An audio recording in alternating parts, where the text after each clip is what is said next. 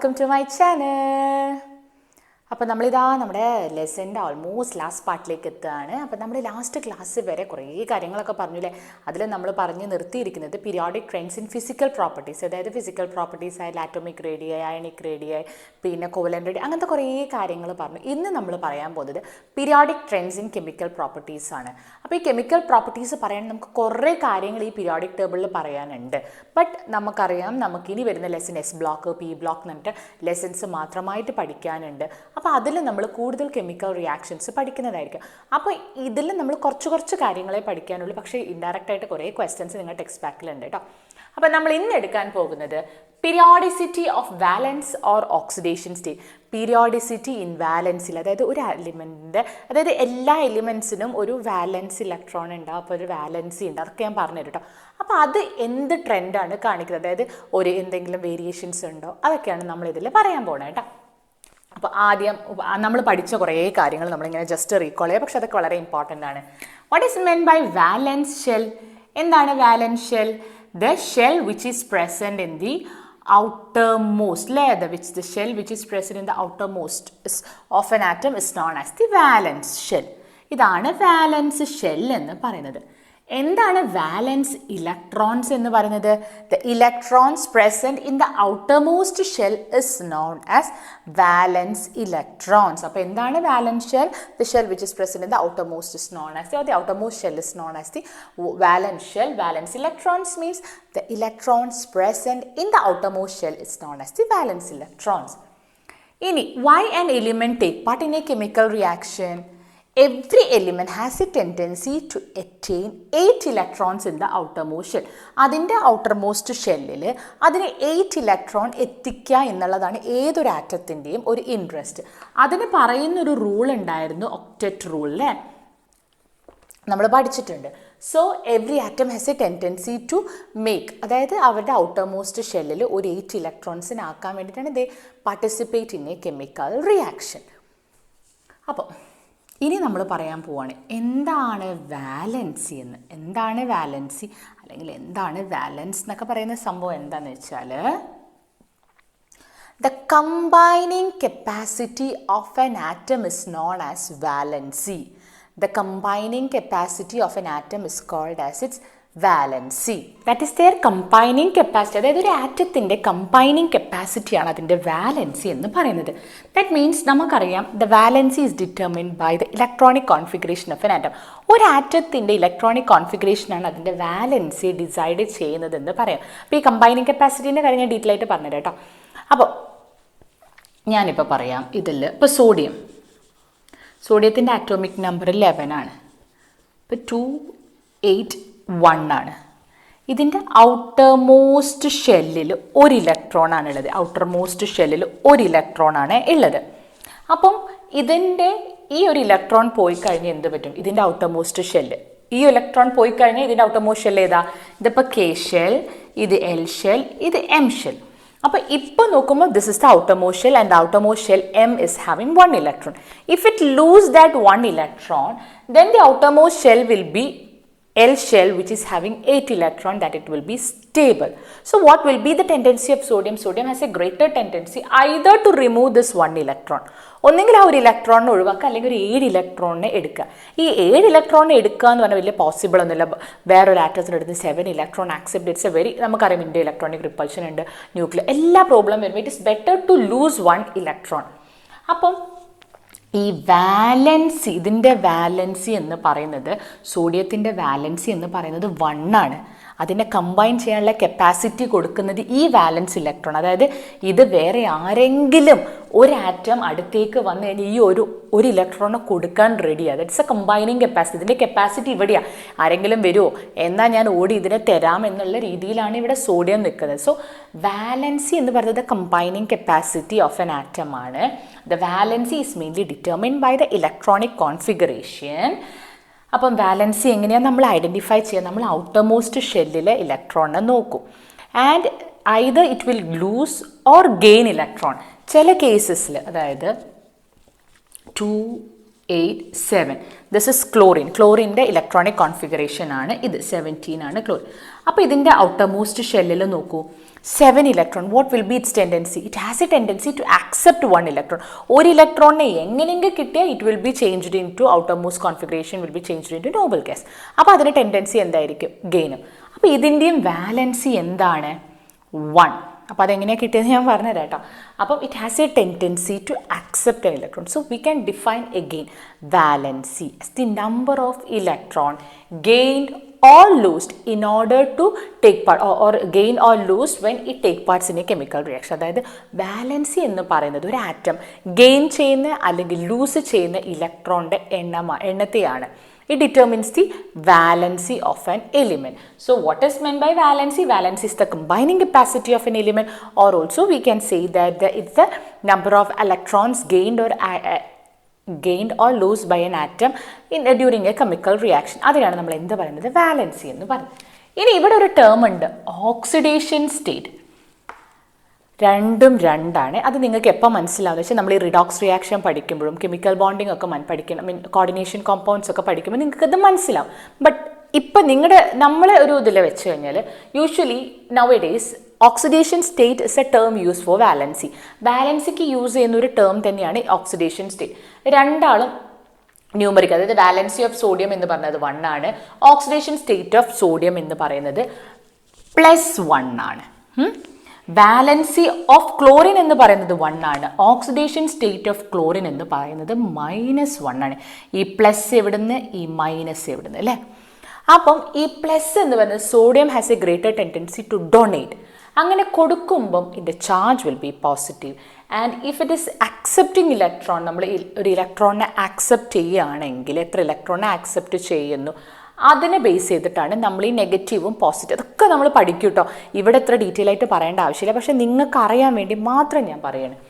അപ്പം വാലൻസി ഇത് രണ്ടാളതും 1 തന്നെയാണ്, ബട്ട് ഓക്സിഡേഷൻ സ്റ്റേറ്റ് +1, -1, -2 അങ്ങനെയായിരിക്കും. So valence is numerically equal to oxidation state, but oxidation state will be having signs like plus or minus. മനസ്സിലാവുന്നുണ്ടോ എന്താണ് വാലൻസ് shell, എന്താണ് വാലൻസ് electron, എന്താണ് valency, how we are getting valency and oxidation state. Numerically valency and oxidation state are same numerically, but ഞാൻ പറഞ്ഞു കുറേ difference ഉണ്ട്, നമ്മൾ higher class പഠിക്കുമ്പോൾ അത് മനസ്സിലാവും. വാലൻസി അതായത് ഓക്സിഡേഷൻ സ്റ്റേറ്റും രണ്ടും ന്യൂമറിക്കലി ഈക്വൽ ആയിരിക്കും, but the will be signs will be different. ഇത്രയും കാര്യം മനസ്സിലായോ? അപ്പം ഇനി നമുക്ക് എന്താ വേണ്ടത്? ഇവർ ഈ പീരിയോഡിക് ടേബിളിൽ പോകുമ്പം ഈ വാലൻസിക്കും ഓക്സിഡേഷൻ സ്റ്റേറ്റിനും എങ്ങനെയാണ് വേരിയേഷൻ, അതായത് പീരിയോഡിസിറ്റി നമുക്കറിയാലോ, അതായത് ചില പ്രോപ്പർട്ടീസ് ഒരു റെഗുലർ ഇൻ്റർവെൽ കഴിഞ്ഞ് അത് റിപ്പീറ്റ് ചെയ്യും. അങ്ങനെ ഈ വാലൻസിൽ എന്തെങ്കിലും റിപ്പീറ്റേഷൻ നമ്മുടെ പീരിയോഡിക് ടേബിളിലെ ഗ്രൂപ്പ് വൈസിലോ പീരിയഡ് വൈസിലോ ഉണ്ടോ എന്നാണ് നമ്മൾ നോക്കാൻ പോകുന്നത്. അപ്പോൾ നമുക്ക് നോക്കാം. നമ്മൾ ഇവരുടെ വാലൻസിൽ ഓക്സിഡേഷൻ സ്റ്റേറ്റിൻ്റെ പീരിയോഡിക് ട്രെൻഡാണ് നോക്കുന്നത് കേട്ടോ. അപ്പോൾ നമ്മൾ നോക്കാം ഇവരെ വാലൻസ് ഷെല്ലിൽ എത്ര ഇലക്ട്രോൺസ് ഉണ്ട്, ഇവരുടെ വാലൻസിക്ക് എന്തെങ്കിലും ഒരു റിപ്പീറ്റേഷൻ, എന്തെങ്കിലും ഒരു പീരിയോഡിക് ആയിട്ടുള്ള എന്തെങ്കിലും അറേഞ്ച്മെൻറ്റ് ഉണ്ടോ എന്ന് നോക്കാം. ആദ്യം നമ്മൾ നമ്മുടെ പീരിയഡ് വൈസ് നോക്കുക കേട്ടോ. ലിഥിയത്തിൻ്റെ ആറ്റോമിക് നമ്പർ എന്ന് പറയുന്നത് 3 ആണ്. So the configuration is 2, 1. ഇനി ഞാനിത് എഴുതേണ്ട കാര്യമില്ല, നിങ്ങൾക്കറിയാം K ഷെല്ല് L ഷെല്ല് എങ്ങനെ. Beryllium 4, so 2, 2. boron 2, 3, carbon 2, 4, nitrogen 2, 5, oxygen 2, 6, fluorine 2, 7 and neon is 2, 8. This is first group, second group, 13, 14, 15, 16, 17 and 18.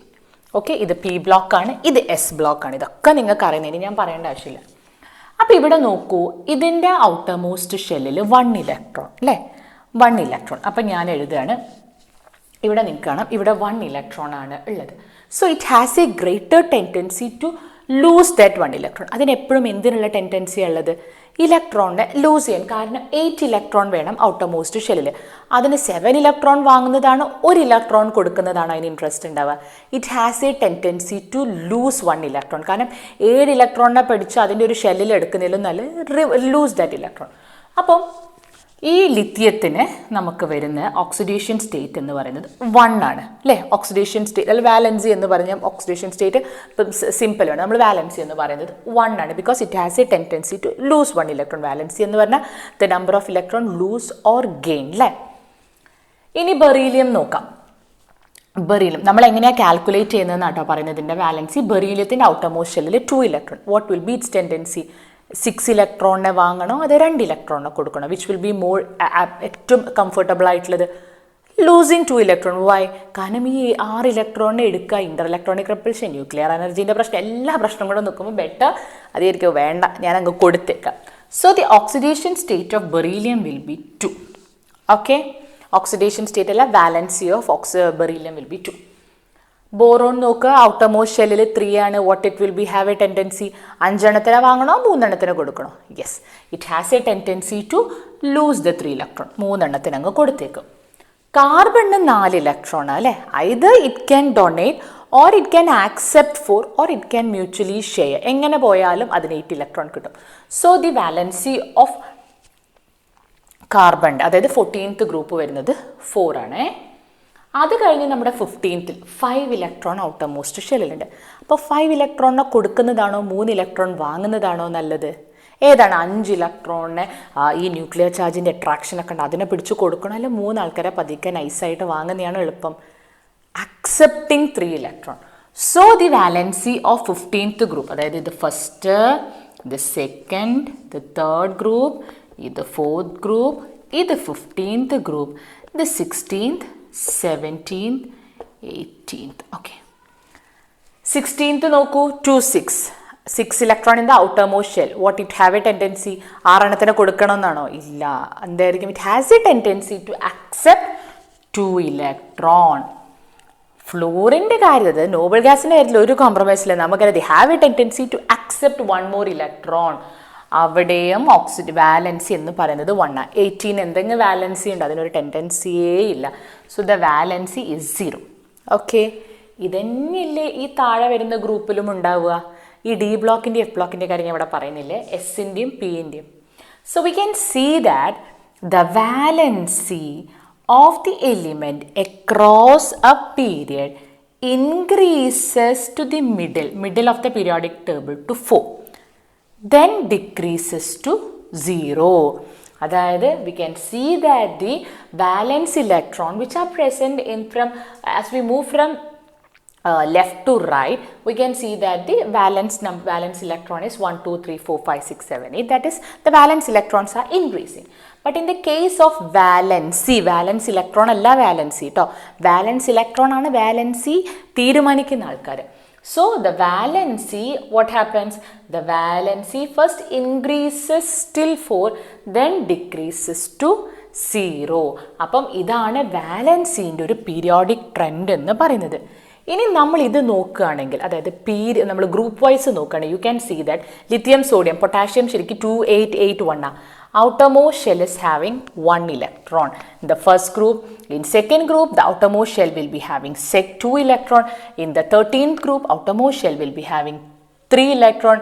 In 14, so അവരുടെ ഒക്കെ വാലൻസി ഗ്രൂപ്പ് വൈസ് നോക്കുമ്പോൾ ഫസ്റ്റ് ഗ്രൂപ്പിൽ എല്ലാവർക്കും സെയിം വാലൻസി 1, സെക്കൻഡ് ഗ്രൂപ്പിൽ എല്ലാവർക്കും നോക്കുമ്പം വാലൻസി 2, 13th ഗ്രൂപ്പിൽ എല്ലാവർക്കും നോക്കുമ്പം എന്തായിരിക്കും? വാലൻസി 3, 14th ഗ്രൂപ്പിൽ എല്ലാവർക്കും നോക്കുമ്പോൾ വാലൻസി 4, 15th ഗ്രൂപ്പിൽ നമുക്കറിയാം 3 ആണ്. അപ്പം ഗ്രൂപ്പ് വൈസ് നോക്കുമ്പം എല്ലാവർക്കും ഒരേ വാലൻസിയാണ്. ബട്ട് എക്സെപ്ഷൻസ് അതെ കേട്ടോ, വേരിയബിളായിട്ട് കാണിക്കുന്നുണ്ട്. അപ്പം നിങ്ങൾക്ക് ഡിൻ്റെയും എഫിൻ്റെ എന്താ പറയത്തെ, ഡിൻ്റെയും എഫിൻ്റെയും പ്രശ്നം എന്താണെന്ന് വെച്ചാൽ അവിടെ വാലൻസി ഡിറ്റർമിൻ ചെയ്യുന്നത് വെറും വാലൻസ് ഇലക്ട്രോൺ അല്ല, അവിടെ ഇന്നറിലുള്ള ഡി ഓർബിറ്റലും എഫ് ഓർബിറ്റലും ഒക്കെ പാർട്ടിസിപ്പേറ്റ് ചെയ്യുന്നതുകൊണ്ട് they can show different valency. അവർ പല വാലൻസി കാണിക്കും കോമ്പൗണ്ടിനോട് അനുസരിച്ച്. So they will show variable oxidation state എന്ന് പറയാൻ പറ്റും. അപ്പോൾ നിങ്ങൾക്ക് മനസ്സിലായോ എങ്ങനെയാണ് വാലൻസി അല്ല ഓക്സിഡേഷൻ സ്റ്റേറ്റ് ഗ്രൂപ്പ് വൈസിലും പീരിയഡിലും ചെയ്യുന്നത്. അതായത് പീരിയഡ് വൈസിലാണെങ്കിൽ the valency increases to the middle of the periodic table till 4, and then from there it decreases to 0.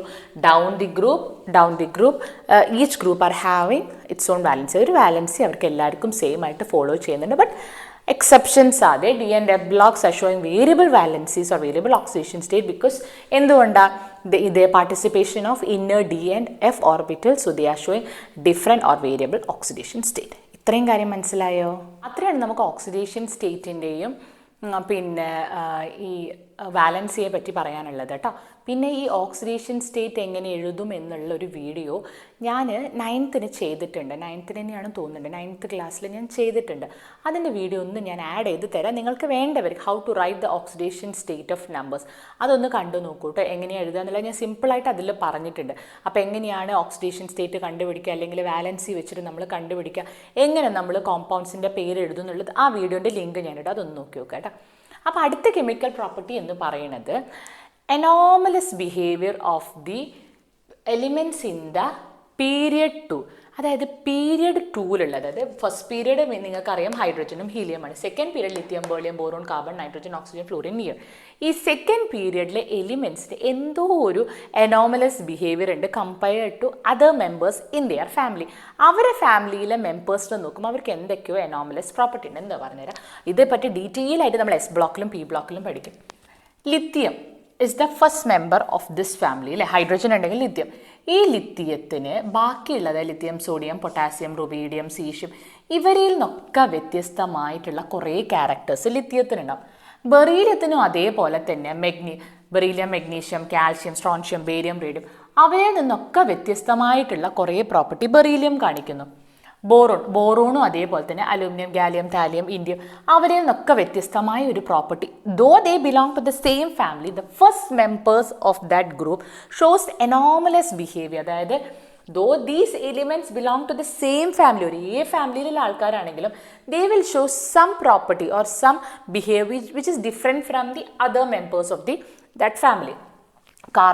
Carbon എന്ത് കാണിക്കും? സിലിക്കൺ, ജെർമാനിയം, ടിൻലെഡ്, അവരിൽ നിന്നൊക്കെ വ്യത്യസ്തമായ പ്രോപ്പർട്ടി കാണിക്കുന്നു. Nitrogen, phosphorus, arsenic, antimony, bismuth, അവരിൽ നിന്ന് വ്യത്യസ്തമായ പ്രോപ്പർട്ടി നൈട്രജൻ കാണിക്കുന്നു. Oxygen, sulphur, selenium, tellurium, polonium, അവരിൽ നിന്നും ഓക്സിജൻ വ്യത്യസ്തമായ ക്യാരക്ടർ കാണിക്കുന്നു. ഫ്ലൂറിൻ എന്ത് ചെയ്യും? ക്ലോറിൻ, ബ്രോമിൻ, അയഡിൻ, എസ്റ്റാറ്റിൻ പോലെയുള്ള എലിമെൻസിൽ നിന്ന് പ്രോപ്പർട്ടി ഡിഫറെൻ്റ് ആയി കാണിക്കുന്നു.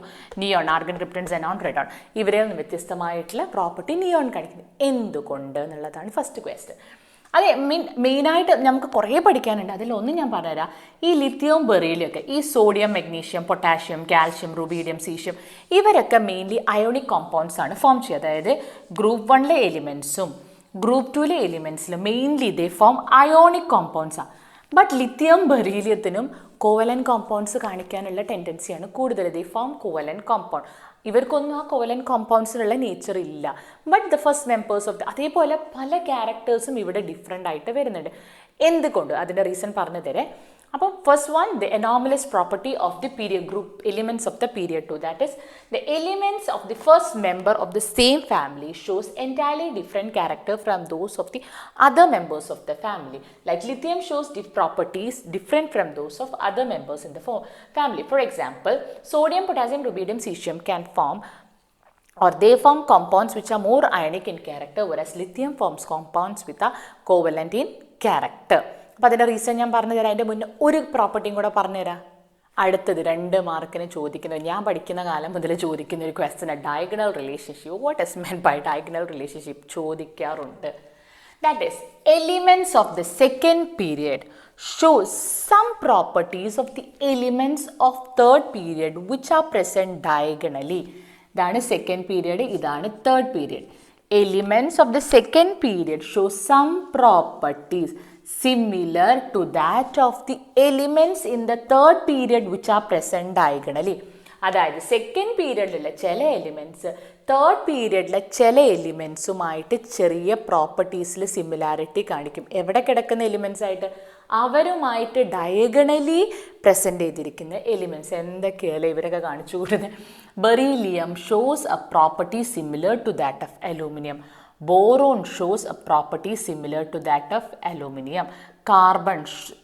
Carbon shows similar property with phosphorus. അതായത് ഇവരെടുത്ത് ഡയഗണലി പ്രസൻറ്റ് ചെയ്ത് ഇവരെ സ്വന്തം താഴെ കിടക്കുന്ന ആൾക്കാരായിട്ട് അവർക്ക് നമുക്കറിയാം സെയിം ഗ്രൂപ്പ്. ബട്ട് അവർ അതുമാത്രമല്ല ചെയ്യുന്നത്, they have some properties similar to that of element which is present diagonally to that, and this is known as diagonal relationship. Very important. What is meant by diagonal relationship? അപ്പോൾ നിങ്ങൾ maths ആണെന്ന് വിചാരിക്കേണ്ട അല്ലേ, diagonal relationship ഒക്കെ നിങ്ങൾ മാത്സിൽ പഠിക്കേണ്ടത് തോന്നുന്നുണ്ട്. So what is meant by diagonal relationship? The elements of the group 2 show some properties similar with the elements of group 3 which are present diagonally. That property is known as diagonal relationship. For example, lithium shows many properties similar with magnesium, beryllium shows many properties similar with aluminum, boron shows many properties similar with silicon, and carbon shows nitrogen, sulfur. അങ്ങനെ കുറേ property അവർ similar ആയി കാണിക്കും. And these property and this relationship is known as diagonal relationship. അപ്പോൾ ഇപ്പോൾ ഞാൻ രണ്ടെണ്ണത്തിന് reason പറഞ്ഞു. ഒന്ന്, why the elements of the second group shows anomalous behavior with the elements of the other members of the same family, and also it shows a relationship with the elements which are present diagonally to them. ഇതിൻ്റെ reasons എല്ലാം ഒന്നാണ്. എന്താണെന്ന് നോക്കി. അപ്പം നേരത്തെ question ചോദിച്ചാലും ഈ diagonal റിലേഷൻഷിപ്പിൻ്റെ reason ചോദിച്ചാൽ നിങ്ങൾ പറയേണ്ട പോയിന്റ്സ് ആണ് ഞാൻ പറയാൻ പോകുന്നത്. നന്നായി ശ്രദ്ധിച്ചോളൂ. Very important. 2 മാർക്കിന് എന്തായാലും ചോദിക്കും. അപ്പോൾ എന്താണ് the reason for the elements of the second period show anomalous എന്ന് പറഞ്ഞാൽ വ്യത്യസ്തമായ സ്വഭാവം, anomalous behavior. Why the elements of the second period show anomalous behavior? That it is showing diagonal relationship or it is showing a property entirely different from the other members of the same family. ഇതിനൊക്കെ ഉള്ള റീസണാണ് നമ്മൾ പറയാൻ പോകുന്നത്. First one, small size. We know that the size of the atom decreases as we move down. അപ്പോൾ ഇവരൊക്കെ size compared to the other members of the family എന്താ, വളരെ small ആണ് അല്ലേ. So first one is the small size. First reason is the small size. Second one, large charge to radius ratio. Charge to radius ratio വളരെ കൂടുതലാണ്. കാരണം ഇവർക്ക് charge atomic number കൂടുതലാണ് അല്ലേ, പക്ഷെ അവരെ സൈസ് എന്താണ്, കുറവാണ്. അപ്പം ചാർജ് കൂടുതലുമാണ്, സൈസ് കുറവുമാണ്. ചാർജ് കൂടുതലുമാണ്, സൈസ് കുറവാണ്. അപ്പോൾ ഇവരുടെ ചാർജ് ടു സൈസ് റേഷ്യോ എന്തായിരിക്കും, വളരെ കൂടുതലായിരിക്കും compared to other members of the family. So first one is small size, second one large charge to size, charge to radius ratio. Third one high electronegativity. Electronegativity എന്ന് പറഞ്ഞാൽ എന്താ, tendency to accept an electron. എപ്പോഴാണ് ഒരാൾക്ക് tendency ഉണ്ടാവുക, അവരെ small size കൊണ്ട് അല്ലേ. So they have high electronegativity compared to other members of the family. They have high electronegativity. പിന്നെ ഇവരുടെ ഒരു നേച്ചർ എന്ന് പറഞ്ഞാൽ ഇവർക്ക് ആബ്സെൻസ് ഓഫ് ഡി ഓർബിറ്റലാണ്. നമുക്കറിയാം ഇതൊക്കെ സെക്കൻഡ് പീരിയഡിലാണ് അല്ലേ. അപ്പോൾ ഇവരെ ഇലക്ട്രോണിക് കോൺഫിഗറേഷൻ 2-1, 2-2, 2-3, 2-4, 2-5, 2-6, 2-7, 2-8. അതായത് 1s2, 2s1, 1s2, 2s2, 1s2, 2s1. അങ്ങനെ ഇവർക്ക് ആകെ ഉള്ളത് സെക്കൻഡ് ഓർബിറ്റലാണ്. അപ്പോൾ എവിടുന്ന് മുതലാണ് ഡി ഓർബിറ്റൽ സ്റ്റാർട്ട് ചെയ്യുന്നത്, 3 മുതൽ അല്ലേ, 3s, 3p, 3d അല്ലേ. ഇവരെ ഈ സെക്കൻഡ് ഗ്രൂപ്പിൽ സെക്കൻഡ് പീരിയഡിലുള്ള ഒരു എലിമെൻറ്റിന് എന്തില്ല, ഡി ഓർബിറ്റൽ ഇല്ല. So the absence of D orbital make them different from the other. ഇതൊക്കെ അവരെ മറ്റ് എലിമെൻസിൽ നിന്നും ഡിഫറെൻ്റ് ആക്കുകയാണ്. ഇതിനൊക്കെ കുറേ റീസൺസ് ഉണ്ട്. അതൊക്കെ നമ്മൾ ഈ എസും പി ഒക്കെ പറയുമ്പോൾ പഠിക്കും കേട്ടോ. പിന്നെ ഇവർക്ക് ഒരു എൻറ്റയർലി ഡിഫറെൻറ്റ്, മറ്റുള്ളതിൽ നിന്നൊരു ഡിഫറെൻ്റ് ആയിട്ടുള്ള ഒന്നാണ് because of their small size and high electronegativity they have a tendency to form multiple bond. That is pi bonding. Pi ബോണ്ടിങ്ങും നമ്മൾ കെമിക്കൽ ബോണ്ടിങ്ങിൽ പഠിക്കും. Pi bonding, they have a tendency to form pi bonding or multiple bond formation with themselves or with the other elements in the same period. ഇവർക്ക് small size ആയതുകൊണ്ട് high electronegativity ആയതുകൊണ്ട് they have a tendency to form multiple bond with them, with itself or with the elements of the അവരെ തന്നെ ആ പീരിയഡിലുള്ള ആൾക്കാരായിട്ട്. For example carbon can form carbon double bond അല്ലെങ്കിൽ carbon triple bond. പിന്നെ oxygen can form double bond form ചെയ്യാൻ പറ്റുന്നുണ്ട്, നൈട്രജന് triple bond form ചെയ്യാൻ പറ്റുന്നുണ്ട്, അല്ലെങ്കിൽ കാർബണും ഓക്സിജനും തമ്മിൽ ഡബിൾ ബോണ്ട്സ് ഫോം ചെയ്യുന്നുണ്ട്, കാർബണും നൈട്രജനും തമ്മിൽ ട്രിപ്പിൾ ബോണ്ട് ഫോം ചെയ്യുന്നത്. കണ്ടോ, ഇതൊക്കെ ഇവരുടെ സ്മോൾ സൈസ് കൊണ്ടും ഇവരുടെ ആ ഹൈ ഇലക്ട്രോനെഗറ്റിവിറ്റി കൊണ്ടും they can form multiple bonds with themselves or with the elements in the same അവരെ തന്നെ പീരിയഡിലുള്ള ആൾക്കാരുമായിട്ട് ഫോം ചെയ്യും. അപ്പോൾ എന്തുകൊണ്ടാണ് നിങ്ങളോട് ചോദിക്കുക, why the elements of the second period show anomalous behavior? First one, because of their small size. Second one, large charge to radius ratio. Third one, high electronegativity. And the next one is absence of d orbital, and also they have a ability, because of their small size and high electronegativity, they have an ability to form multiple bond with themselves or with the elements in the same period. അവരെ തന്നെ പീരിയഡിലുള്ള ആൾക്കാരുമായിട്ട് multiple bond form ചെയ്യുന്നു. What is meant by diagonal relationship? Why these elements are showing diagonal relationship? Same answer. The elements of the second period show similarity with the elements in the third period which are present diagonally, and that relationship is known as diagonal relationship. Example, lithium, magnesium, beryllium, aluminum, boron, silicon and carbon, phosphorus. Why they are showing? Because ഇത്രയും reason പറയാം. അപ്പോൾ ഇത്രയാണ് നമുക്ക് first, അതായത് periodic ട്രെൻഡ്സിൻ്റെ chemical പ്രോപ്പർട്ടിയിലെ കുറച്ച് ഒന്ന് നമ്മൾ പറഞ്ഞു periodic trends in oxidation state. Second one anomalous properties of the or anomalous behaviour of the second members of the second elements in the second period. ഇനി നമ്മൾ ഇവരുടെ ഈ പീരിയോഡിക് ടേബിളിൽ കെമിക്കൽ റിയാക്ടിവിറ്റിയിൽ എന്തെങ്കിലും ട്രെൻഡ്സ് ഉണ്ടോ എന്ന് നോക്കുക കേട്ടോ. ഇനി അതും കൂടെ നോക്കി ലെസൺ കഴിയുക, അതും കൂടെ ശ്രദ്ധിക്കുക. ഇപ്പം നമ്മളിവരെ പറയാൻ പോകുന്നത് ഈ പീരിയോഡിക് ടേബിളിലെ എലിമെൻറ്റ്സിൻ്റെ കെമിക്കൽ റിയാക്ടിവിറ്റിയെക്കുറിച്ചാണ്. It is seen that the reactivity will be most at the two ends of the periodic table, and it will be least at the middle of the periodic table. അതായത് നമ്മൾ periodic table എടുക്കുമ്പം periodic reactivity ഏറ്റവും കൂടുതൽ extreme എൻസിലാണ്. ഈ നോബിൾ ഗ്യാസിൻ്റെ കാര്യമില്ല കേട്ടോ, except noble gas. It was seen that the reactivity will be maximum at the two extreme ends. രണ്ട് എക്സ്ട്രീം എൻസിലും ഹൈ റിയാക്ടിവിറ്റി എലിമെൻസിനും, and the elements at the middle have least reactivity compared to these two extreme. അതായത് periodic table എടുത്ത രണ്ട് എൻഡിലുള്ള എലിമെൻസിനും high reactivity ആയിരിക്കും, but മിഡിലുള്ള എലിമെൻസിന് compared to that one the will be not much reactivity. എന്തുകൊണ്ടായിരിക്കും? ഒക്കെ നിങ്ങൾ പഠിച്ചതാണ്. നമുക്കറിയാം അക്രോസ് ദ പീരിയഡ് എന്ത് പറ്റും? സൈസ് ഡിക്രീസസ് അല്ലേ? സൈസ് ഡിക്രീസ് ചെയ്യുന്നു. അപ്പോൾ എന്ത് പറ്റൂ? അയണൈസേഷൻ എന്താവും? അയണൈസേഷൻ എനർജി ഇൻക്രീസസ് അല്ലേ? അയണൈസേഷൻ എനർജി കൂടും. ഇനി ഞാൻ ഡീറ്റെയിൽ ആയിട്ടൊന്നും പറയില്ല. ഇലക്ട്രോ നെഗറ്റിവിറ്റി എന്താവും? ഇലക്ട്രോ നെഗറ്റിവിറ്റി സൈസ് കുറയുന്നതിനനുസരിച്ചിട്ട് ഇലക്ട്രോ നെഗറ്റിവിറ്റിയും അവിടേക്ക് പോകുന്നതിനനുസരിച്ചിട്ട് കൂടും. അപ്പം ഇവിടെയുള്ള ആൾക്കാർക്കൊക്കെ അയണൈസേഷൻ എനർജി ഞാൻ പറയുന്നത് എന്താണ്? കുറവാണ് കമ്പയർഡ് ടു ദാറ്റ്. ഇവിടേക്ക് പോകുമ്പോൾ അയണൈസേഷൻ എനർജി കൂടുക എന്ന് പറഞ്ഞു. That means they have a greater tendency to donate. ഇവിടെ വരുന്ന ആൾക്കാർക്കൊക്കെ ഇലക്ട്രോണിനെ ഡൊണേറ്റ് ചെയ്യാനുള്ള ടെൻഡൻസി ഉണ്ട്. So they readily take part in a chemical reaction by donating electron. ഇവിടെയുള്ള ആൾക്കാർക്ക് ഇലക്ട്രോ നെഗറ്റിവിറ്റി കൂടുതലാണ്. That means they have a greater tendency to accept electron, except നമ്മുടെ നോബിൾ ഗ്യാസസ്. അപ്പോൾ ഇവിടെയുള്ള ഫ്ലൂറിനൊക്കെ അക്സെപ്റ്റ് ചെയ്യണം. അപ്പോൾ അവരുടെ റിയാക്ടിവിറ്റി കൂടുതൽ. ഇവിടെയുള്ള എലിമെൻസിനൊക്കെ ഒറ്റയടിക്ക് എന്തിനാണ്? ഇലക്ട്രോണിനെ കൊടുക്കാനുള്ള ടെൻഡൻസി.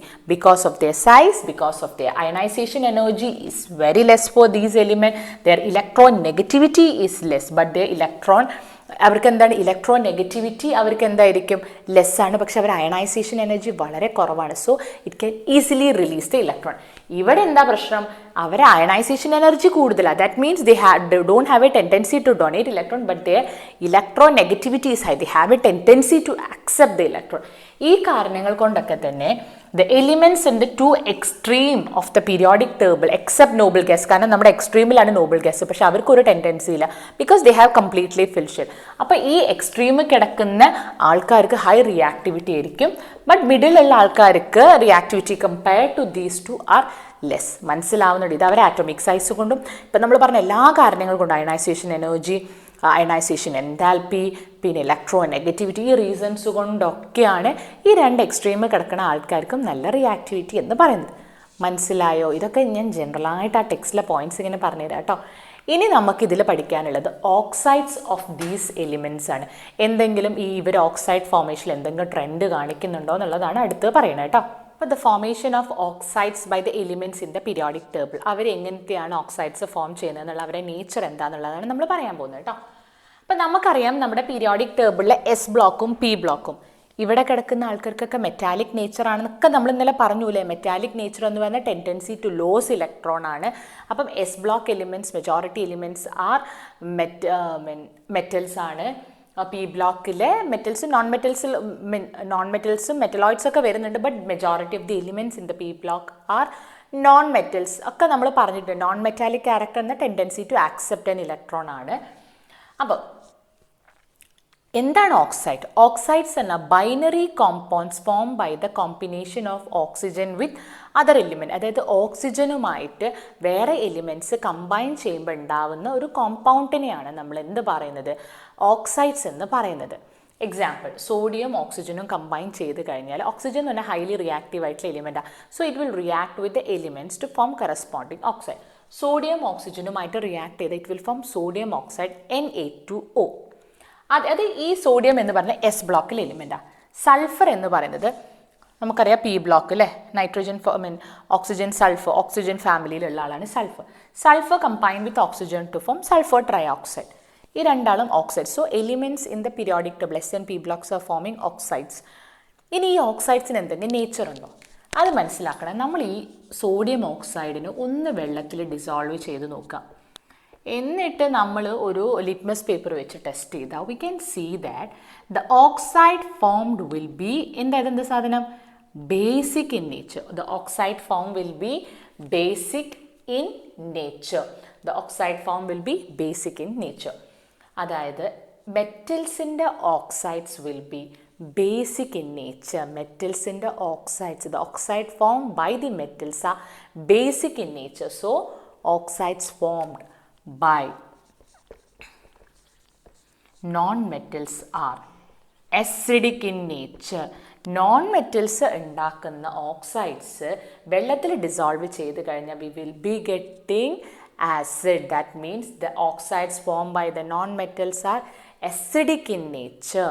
അപ്പം the elements in the periodic table, that is S block elements and metals and non-metals, form metallic oxides or non-metallic oxide. Metallic oxides are basic in nature and non-metallic oxides are acidic in nature. അത് എളുപ്പത്തിൽ പഠിക്കാൻ ഞാൻ പഠിഞ്ഞു വെച്ച ഒരു squad എന്ന് പറയുന്നത് no to acid. Acid നമുക്ക് വേണ്ട. No to acid. Non metallic oxides are acidic in nature.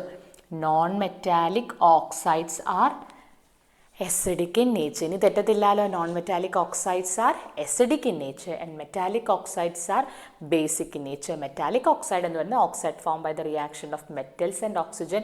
Non-metallic oxides are the oxides formed by the reaction of non-metals and oxygen. അപ്പോൾ നിങ്ങൾ വിചാരിക്കും വെറും മെറ്റാലിക് ഓക്സൈഡ് ഇല്ല, വേറെയും ടൈപ്പ് ഓഫ് ഓക്സൈഡ്സ് ഇവർ form ചെയ്യുന്നുണ്ട്. They are forming amphoteric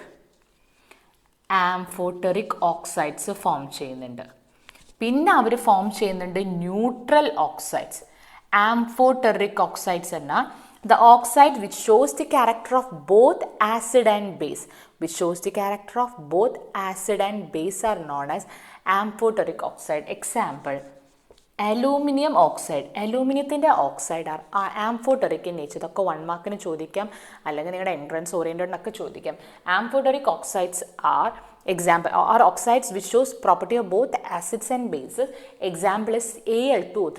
Oxides of aluminum is amphoteric in nature. In neutral oxides are the oxide which shows neither the property of an acid nor the property of a base when dissolved in water. Example പറയുന്നത് CO and NO. അപ്പോൾ ഇപ്പോൾ എന്തൊക്കെ കാര്യങ്ങൾ നമ്മൾ പറഞ്ഞു? Oxide ഫോർമേഷനാണ് elements periodic ടേബിളിൽ. Metals metallic ഓക്സൈഡ്സും നോൺ മെറ്റൽസ് നോൺ മെറ്റാലിക് ഓക്സൈഡ്സും ഫോം ചെയ്യും.